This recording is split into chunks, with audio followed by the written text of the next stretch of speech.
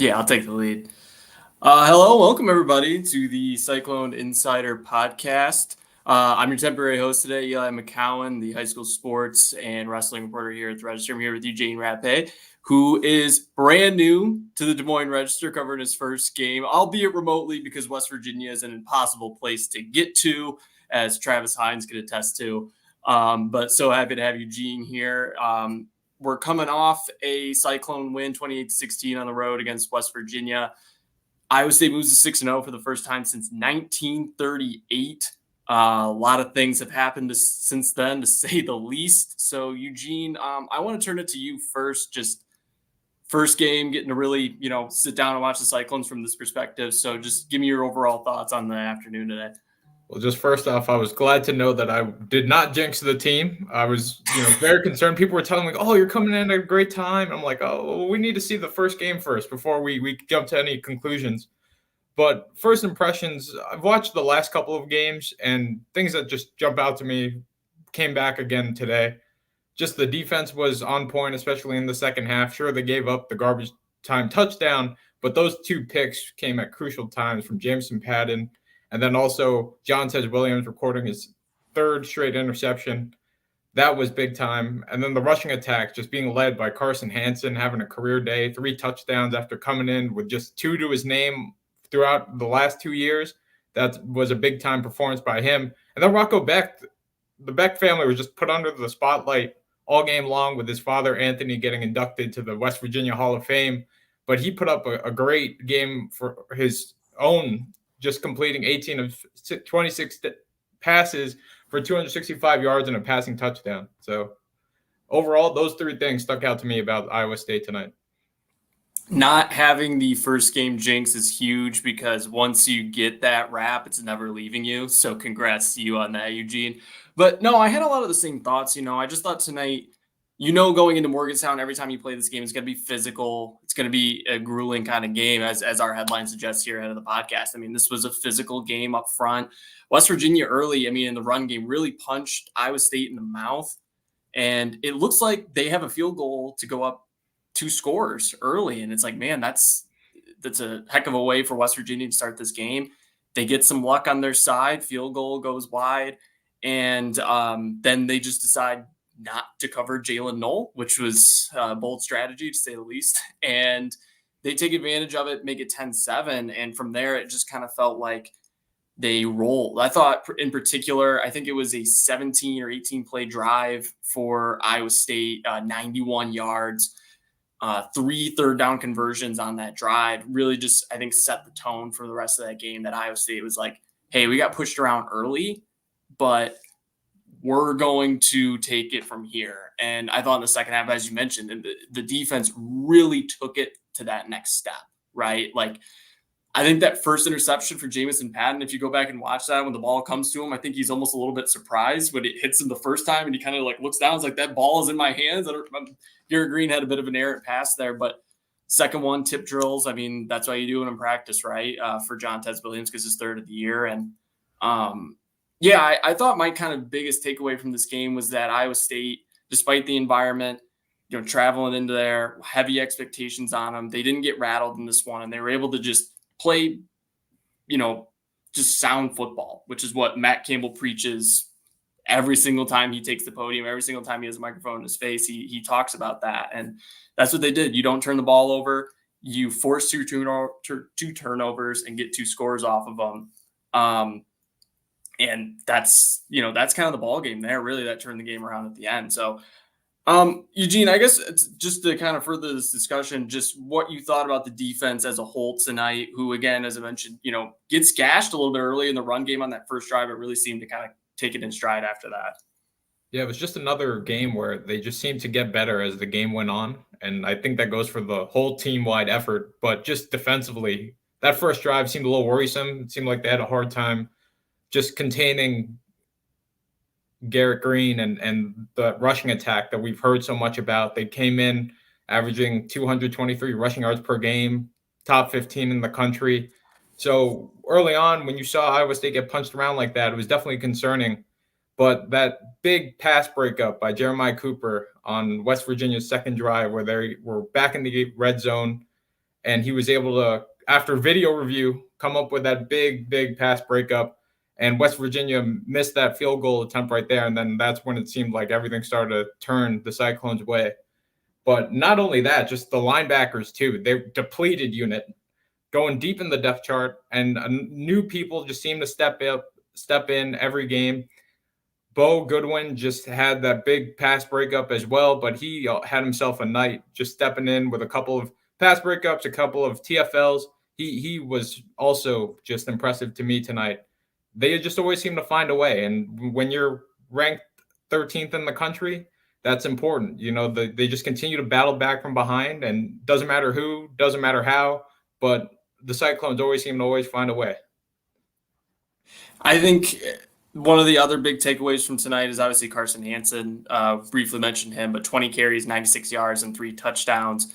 Iowa State seems to kind of, they have a lot of guys that can run this ball. You look at Carson Hansen. Abu Sama was kind of the headline guy coming into the year. You have Jalen Jackson, who is drawing Barry Sanders comparisons from the broadcast booth in this game for 1-yard carries. But obviously he's been a change of pace back that has really made a difference for them this year. And as a one-cut move that really is devastating. We've seen his impact this year. I guess your kind of thoughts on Carson Hansen and his performance today, getting, really just taking this game by storm. He had 20 carries. Jalen Jackson had 12. Rocco had 8 tonight, by the way, for 0 in total. Busama just 2. Yeah, Carson Hansen really just answered the call. Every time they gave him the ball, they fed the hot hand, and he just continued to just plow forward, bulldoze his way to just get positive gains. And then when they were in the red zone, you knew who was getting the ball. West Virginia knew who was going to get the ball in those close range situations, but he always seemed to just either come up with a conversion or just break through for those much needed yards that the Cyclones needed. And that was a great point that you brought up too. Just Abu Sama 2 weeks ago had a 100-yard rushing game. Then last week it was Jalen Jackson with a 100-yard rushing game.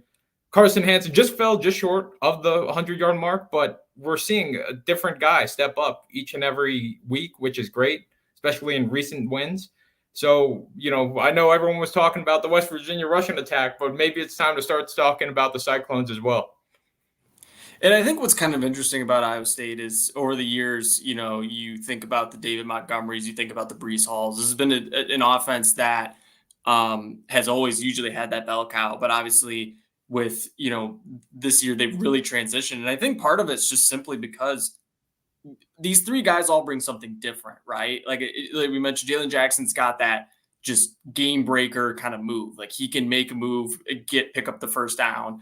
Carson Hansen and Abu Sama got a good mixture of just speed, but a little bit of power to them. And I think Hansen tonight kind of just got the hot hand, it felt like. And it was just like, we're not gonna, why move away from it? He averages 4.8 yards per carry. I think even before that last drive where he kind of got like 2, 3, 4 carries there towards the end when they were trying to run the clock out, I think it was even better than that, getting close to like 5 or 6 yards. But Jalen Jackson tonight didn't have a ton of success, but you can kind of see where the game plan is with him, where it's like, listen, he can be that game breaker guy that just like one play, if the blocks are right and he finds a seam, it's going to be hard to catch the guy. And you can see Hansen and Sama kind of almost trading like, hey, let's see who gets hot between these two almost after that. That's kind of what it feels like what they're doing. I mean, was that kind of how you were seeing this a little bit tonight unfold? Yeah, it was just, a matter of who would establish themselves first. It seemed like that they fed Jackson a lot, especially in the first half. But then as Hansen just continued to just pile up those yards, I mean, why not? Why not give it to him if he's going to keep producing like that? So it was really nice to see him rack up those 3 touchdowns after just having 2 this year, but also throughout his whole career. Wide receiver core tonight, I feel like has to be mentioned with Jaden Higgins and Jalen Knoll. Jalen Knoll, obviously the headliner, getting that 60-yard touchdown. He had 5 receptions for 77 yards. Jaden Higgins somehow kind of quietly 6 receptions, 102 yards. It didn't feel like you were hearing his name a ton, but he ends up with 6 receptions, 102 yards. His touchdown streak does come to an end, which led the country coming into tonight. But those 2 guys seem to make a huge impact. And I guess your overall thoughts on those guys. Yeah, just a bold strategy by the West Virginia defense to leave Jalen Knoll all by himself on that game-tying touchdown. But with Jaden Higgins, like you mentioned, it didn't feel like he got a 100-yard receiving game, but maybe that last bomb at the end there really helped set him up over the edge. But just those two guys continue to just be game breakers. They continue to be big play threats. They continue to just produce, and that's awesome to see. I think Eli Green as well had a night, that one post he ran towards the edge of the field there that he caught, kind of just a play that he made to kind of extend a couple drives too. And this team's still trying to figure out the, finding maybe that third guy. But as Travis Hines wrote, our colleague, he kind of wrote like, if Noel and Higgins are going to keep playing this way, and you have Ben Bramer, you have, these tight ends, it's like, you don't necessarily need to have a third guy every game, but if you can get those plays, it's going to add up. And I thought Eli Green was kind of that perfect third guy tonight. 2 receptions, 46 yards, but they were big ones. One of them was that 34-yard catch again. I think it was on third down, but at least got a key first down play there. Just a really nice receiving night by that whole core. But obviously this was Rocco Beck's night. We haven't even gotten to that yet. I guess just we touched on it a little bit, but what you thought of Rocco Beck's performance and what it kind of meant for him. A lot of eyes were going to be on him tonight, especially just surrounding him and his family. Just a big night for his father, who was a Hall of Famer at West Virginia, gets inducted officially into the Mountaineer Hall of Fame. Also had a nice pro career for himself and even had some coaching stints.